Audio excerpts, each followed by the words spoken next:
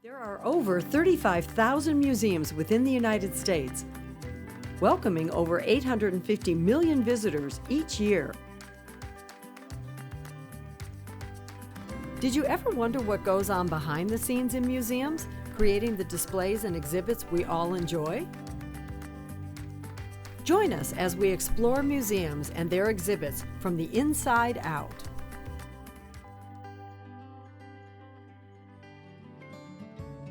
Hi, I'm Leslie Mueller. Welcome to Museum Access, the show that takes you behind the scenes at America's top museums.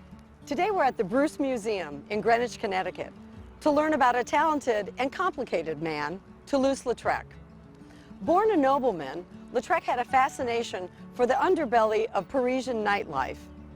This special exhibition, called In the Limelight, focuses on the performers of the Belle Epoque. It's on loan from the Herakleidon Museum in Athens, Greece. We'll be escorted through this amazing exhibition by its collector and the founder of the Herakleidon Museum. Since color lithography was the medium that Lautrec used to create the colorful posters that adorn the streets of Paris, we're going behind the scenes later to see exactly how this process works. So let's take a look into the world of Parisian nightlife through the eyes of Toulouse-Lautrec.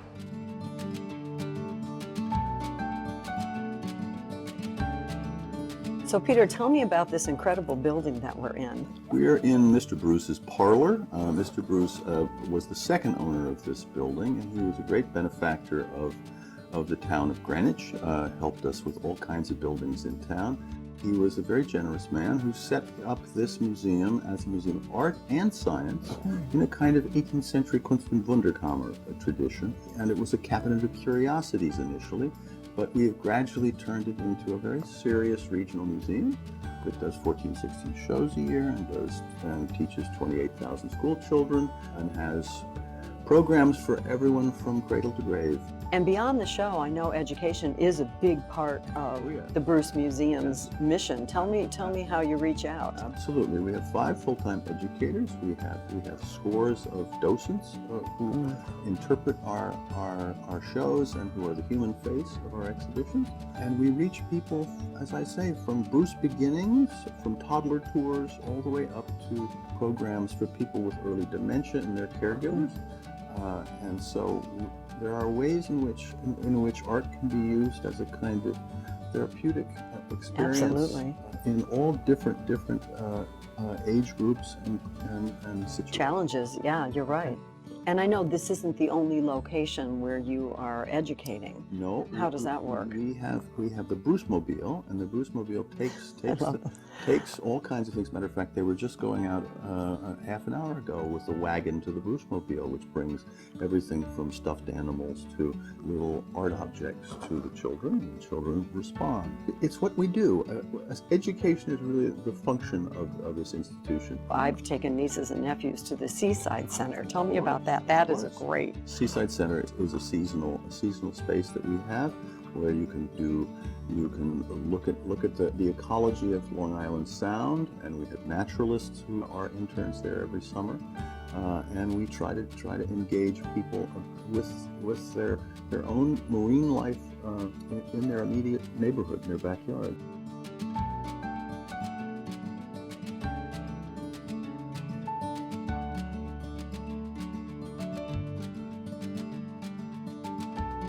Well, so now this particular show I know is from Greece. This is from Greece. The collection is in Athens. The Herakleidon Museum, and it's nice because it basically is not about famous people or even necessarily talented people. It's about personalities, and it's the cult of personality, which we are obsessed with now. Oh boy, how timely! And it's basically the beginning of People magazine. You know, they would have all been taking selfies. He invented the cult of personality.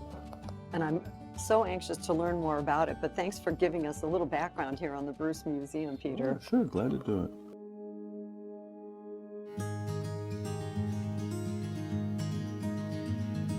So Paul, you have to tell me, how did you start getting interested in the whole idea of collecting? I don't think there is an originating moment. Yeah. I think what it is one day you look at a particular piece of art and you like it, And the next question is, do you want to wake up every morning and staring at it? So you will find, I think, that all collectors share the same idea that I like this and I would like to see more of it. So eventually you buy it. Now, the passion starts with collecting a piece. Why Lautrec? My wife, Belinda, had a passion for Lautrec. So it became her collection. But then there is something else that happens, I have to admit. What's that? Well, after you buy a number of them, then something else starts. And this is the desire to cover more of the artist's work. Buying something that you like starts taking less importance as to we don't have anything from that period. Sure. For that Yeah. artist. For that medium. Yes. Yeah.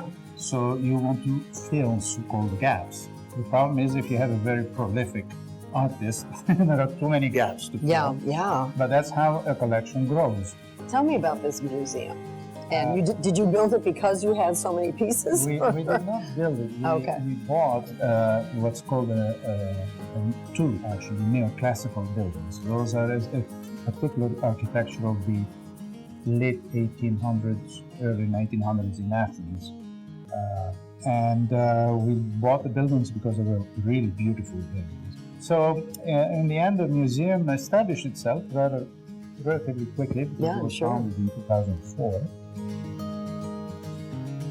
So tell me what we're looking at here, Paul. Lautrec had a fondness, extreme fondness for red-headed women. But in the case of Genevieve, because he was extremely fond of her, he depicted her in this print. If you look closely, you will see on the top left, there is Yvette Gilbert. He doesn't show her the black gloves, yeah. In other words, he positions her not only as a performer, but as a person who actually goes to performances. Okay, so already it's one step up. But the second big step up is the guy on the right. Yeah, who is that? He is an editor. So by putting him on the same picture as Genevieve, he now tells the audience she is a literary person. He's like the stamp of approval. And look at him. He's behind her like begging. I want your attention with it. So this is an example of Lautrec cleverly putting together and doing a montage of sorts that positions Genevieve at the center stage. She's right there, you cannot miss. She is red-headed and she is the center of attention. The artist would ask him to produce promotional material. But he had full control. They wouldn't tell him, I want this, and I want that. Nice. Yes, so he did, for example, for Yvette Gilbert, he did many of them. And Yvette Gilbert would tell him, you're a monster because you depict me as an ugly woman. And indeed, you look at her face character, and they kind of exaggerated. Yes. Yeah. But none of them told him to change it because everybody knew the power of his advertising style of advertising. But it brings me to the piece here on the left where I noticed there wasn't as much copy in there. Not only the big posters, but also the small posters, because he did like small posters, not just the big ones. But those were not for display, right? Those were for collecting? No. Or were they to be put they were outside for advertising? Here's a strange thing about Lautrec. We know Lautrec for his paintings, but he put much more emphasis on the printed media than the paintings. Why? We go back to Genevieve. He painted an oil for her. She accepted it, and then she gave it away. Oh. Because he was not famous at the time. And to her, it was a painting, it's me. Thanks, Toulouse. Thank you. And this explains why he put a lot of emphasis really on the prints side. So he made hundreds of prints as well. And it was also a way of promoting his art because you can make multiple copies of a print. but you can only make one oil. So this is one thing that he was in a transition period where artists started realizing that I can do prints as opposed to just oils. He would design something, and then the advertising letters would bother him. So what he would do, he would design the thing without the advertising letters. The first 100 prints that he would print, they would be without letters, as it's called, avant lettres in French. And then the printer would add the rest of the advertising letters. So he had no control over what typeface the printer was using or anything? No, he had. Oh, he he had did. designed that, but he was That not too. but he was not the one who drew it. Okay. Because to him that was the work. Okay. So the sans lettres are more valuable, I would assume. Obviously, because number one, there are only 100, presumably, of each at the start. Who knows how many of that? But the second most important is the printer would then print an unlimited copy of the subsequent ones, and these had to be glued on the walls of Paris, because that was their destination. But because there was a frenzy in France, in Paris particularly, about collecting these things, not only Toulouse-Lautrec, everybody, they would follow the carts that would glue them, and then after they take around the corner, they would rip them go off the and wall? rip them off. Oh my God. That's why the quality of these 100, Oh, the 100 are in better condition than the much ones. more, because number one, they never had the glue in the back, and that's why many of the posters that are sold today, which are not part of the first 100, are glued on linen. Because To preserve them, or to preserve them, because the paper is so thin. Oh my gosh. And obviously it was mishandled, and it had the glue, and it had all sorts of things. So when you go in an auction and you see Toulouse-Lautrec poster, you need to do a little bit of research and understand this is a before letters, or this, because there's going to be a significant price difference.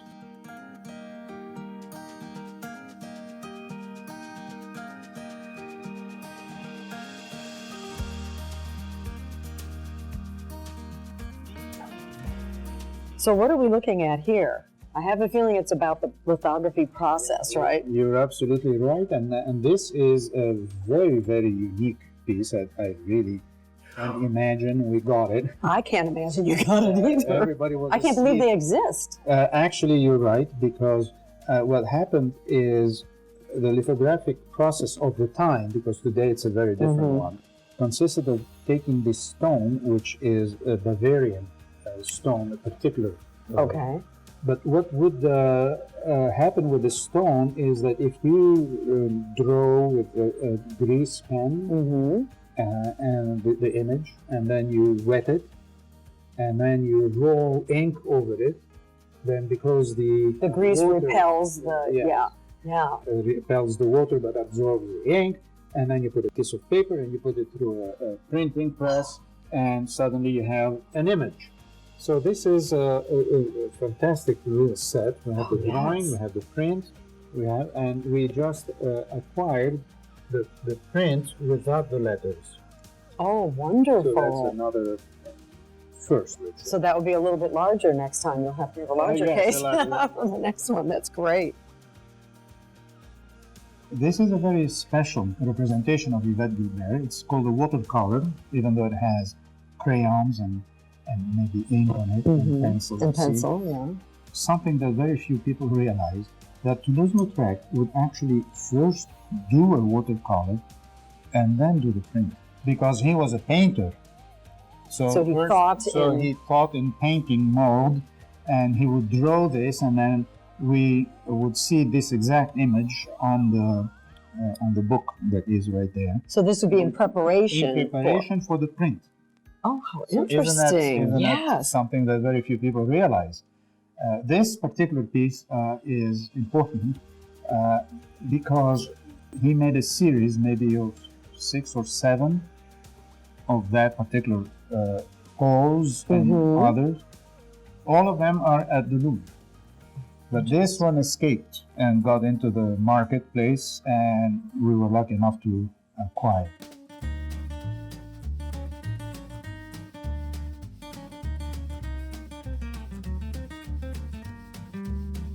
I know you mentioned that the artists kind of understood their role as far as being part of the celebrity process.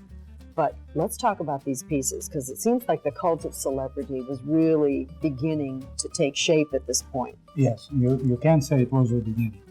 And the reason is, in Paris, after the Franco-Russian Entente, there was a period of relaxation. That's why they call it the Belle Epoque. And there were a lot of cafes and restaurants, and people would go there.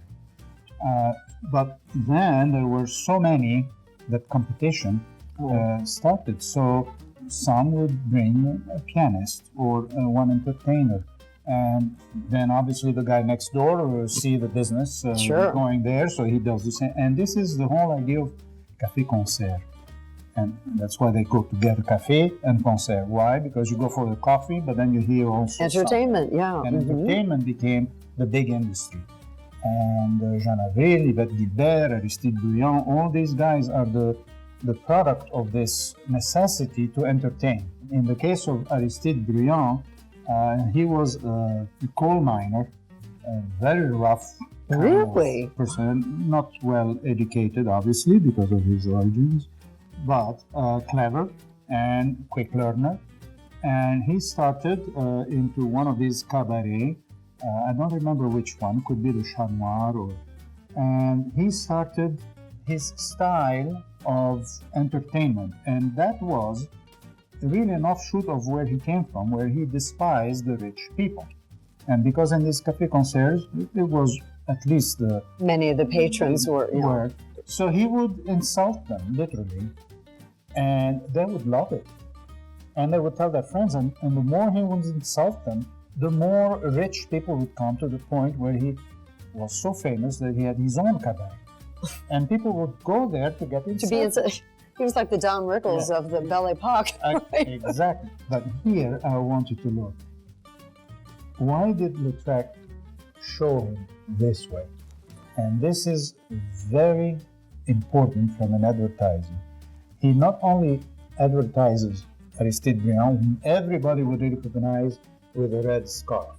Okay, that was his trademark. The same Yvette Guilbert had the black gloves. The black gloves, yeah. But in the same print, he would show the man's disdain for audience. He has his back turned to them. Interesting. He looks at them to say, "You don't." Down his nose. Yes, you're nothing. This is what Lautrec captured. This is the one that would be glued on the walls. Why do we know that?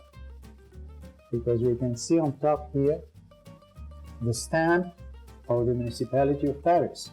If you wanted to glue something on the wall, you had to pay a fee. And how would you pay the fee? By putting the stamp.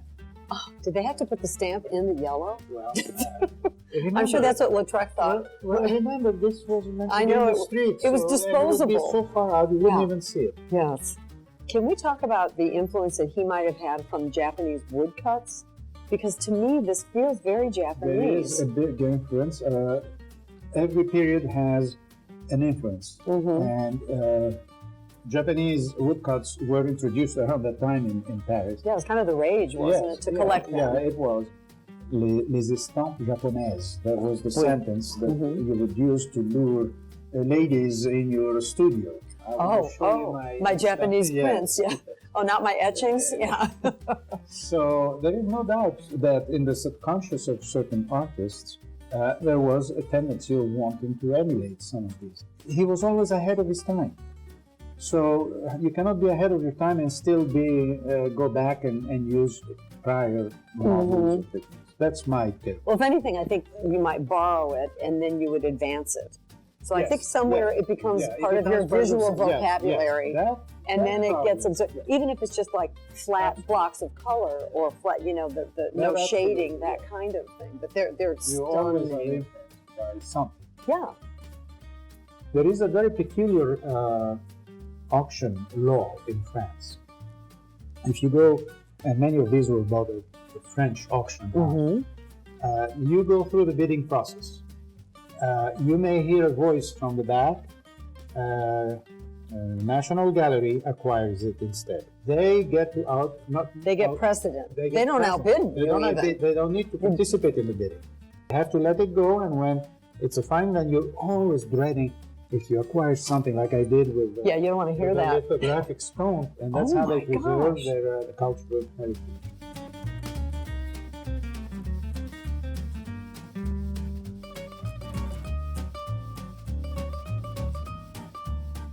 Here, as you were talking about the influence of Japanese prints, this is a good example. He had something to do with the Japanese influence, and that's his interpretation.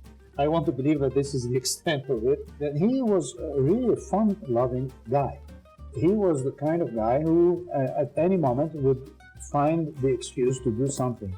This is who he was. He was not at all subdued or unhappy, or he was constantly doing incredible things. Taking a bite out of life, it sounds like. And as I watch this, I don't know if you know this, but it's a cabaret Aristide Leon. We see. Oh yes. We see him here, right? Yes. Which is the same picture as this one. Oh yes. So I wonder if this happened. Obviously, after.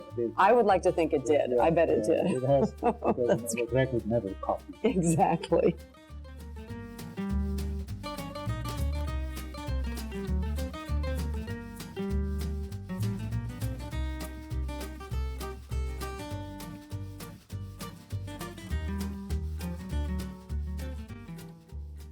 Now that we've seen the breadth of Toulouse-Lautrec's work in color lithography, we're going to take a behind-the-scenes look at this complicated medium that transformed the world of advertising and enabled Lautrec to elevate the lithograph into collectible high art. We're at the Center for Contemporary Printmaking in Norwalk, Connecticut, housed in a 19th century carriage house that's a historic landmark. The center is dedicated to the art of printing, teaching both traditional and innovative techniques in printmaking, papermaking, book and digital arts, and much more. So let's head inside to learn more about color lithography, the medium that Toulouse-Lautrec fell in love with in late 19th century Paris. So Chris, we're dying to hear more about color lithography. I know this isn't a simple process, but some of the basics look familiar here. Tell me what we're looking at. Yes, well, these are the lithographic pencils and crayons and the lithographic touche, which is used for painting, that haven't really changed since the invention of lithography. They're still making the crayons and the pencils with the same materials. Many of them still come from France, which would have been the exact materials that Lautrec would have used himself. So someone who drew as well as Lautrec, or painted as well as he did, would feel very comfortable using stone, right? Yes, and the stone actually is like the finest piece of paper you can find. There's a texture and a surface to it that is absolutely spectacular and phenomenal. And what kind of what stone is it? It is a limestone, a very particular limestone. Oh, that is heavy. It is very heavy. So you would have to prep the stone before you would begin doing any kind of testing on it or any final work, right? Yes, with any kind of lithographic project, you would prep multiple stones to be ready for the artist to come in, because if there's a problem and the drawing isn't going well, you'd have to switch stones. Oh. And I would imagine that when Lautrec went in the studio, they would have had, maybe a dozen stones prepared, because he was a very prolific artist that worked very quickly, using his memory to recreate the things that he had seen. And then the artist would take the touche. This has been mixed up and can work directly. You're calling it touche. Is it ink? Touche. It is a greasy material that they developed because it worked so well in the process. I see. And then you could just work directly on the stone. And then, as Lautrec would do, they would often flick some of the touche splatter a little bit. Make some tonal marks. And then there's also the pencils and the crayons that would allow you to draw very fine marks. Okay, so what's our next step? The next step, once you have the image designed exactly the way you want it to be, it gets processed. It takes actually multiple days, because you have to stabilize the stone with multiple etches. And each one has to dry? And each one has to sit usually for 12 to 24 hours before you can actually ink it in the full color and have it be stable for multiple runs of printing. It takes many years to master the processing of the stone. It also takes many years to learn how to work on the stone so that you get predictable results. The first thing that we need to do, though, is to clean off the old ink and prep the stone for re-inking. So you're cleaning off the old ink, but you're not cleaning off the image. No, the image is chemically sort of stabilized into the Stone. into the chemical makeup of the stone itself. I see. It's a very traditional roller. It's a wooden core and it's wrapped with leather. And the leather really holds the ink in a way that keeps it in good shape. And for color printing, they would often have one roller for each color. This is getting the roller charged up with the ink. You don't need a particularly heavy amount. You just sort of get the nice and even. So now we're putting the water on the stone, which is going to absorb into the unsensitized areas where the drawing was done. That will remain dry and allow the ink to stick to it.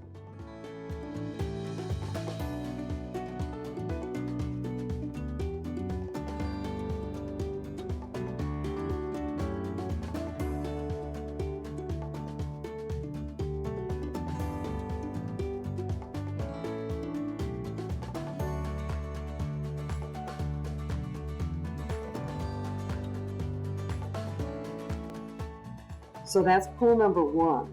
What happens when you have these multicolored lithographs? Well, you would have to re-register the paper 6, 8, 12 times on a different stone with a different color each time. And you may only be able to print one color or two colors per day. Ooh. So it would take much time. And if the registration's off by a hair. You've got to adjust it. And we Yes. also noticed some posters in the show that had two sheets where maybe the press wasn't large enough, but it would go through two separate times and then piece together. Yes, absolutely. Stones, having stones large enough or even presses large enough in his time may have been more challenging. So they would often have to come up with creative ways to make work bigger. Well, this has been a real eye-opener. I didn't understand this, and I'm hoping our viewers now have a clear idea of what color lithography is all about. Yeah. Thanks so much. No problem. Thanks for having us. Toulouse-Lautrec moved between nobility and the Parisian avant-garde. Who knew that he was not only a talented artist, but was a pioneer at the beginning of modern advertising and personal branding? He understood the role artists played in building celebrities' reputations, and he was able to create elegant and sometimes satirical artwork that has stood the test of time. Thanks for joining us on Museum Access, where every visit is an adventure. I'm Leslie Mueller. See you next time.